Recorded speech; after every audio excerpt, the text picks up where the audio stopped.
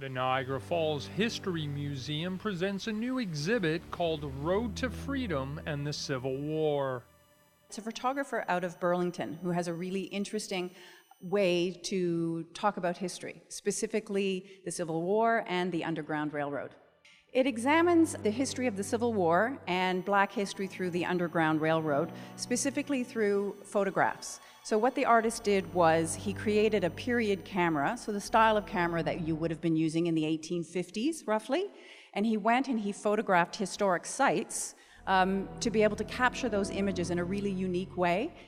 Each of the photographs is paired with a label that's a couple of hundred words that explains specifically some of the journeys that the people took at that point in history. By using a pinhole camera, the technology obviously is really quite different, so the images that are produced are really quite different as well. They have sort of an aura, if you will, that helps to reflect the time in history that the exhibition speaks to. The exhibit begins with a photo of a slave pen at the start of the slave journey. The exhibition sort of follows a bit of a chronological timeline, taking us from beginning to end of Civil War, at which time slavery was obviously a huge point in history for discussion and topic.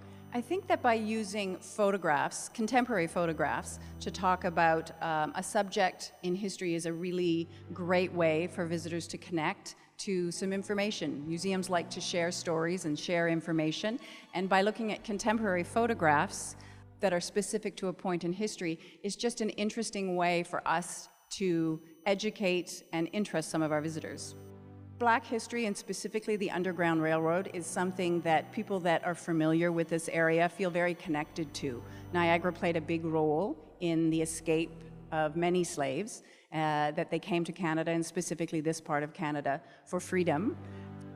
Although these are contemporary photographs, at this point in history is when the camera was becoming quite popular. So the Civil War, for example, is very, very, very well photo documented.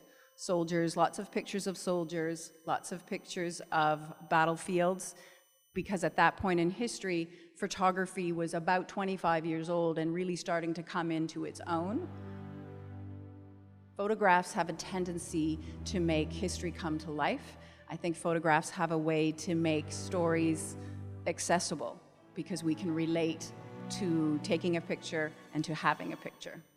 Road to Freedom and the Civil War will be on display until December 30th. In Niagara Falls, you're watching The Source.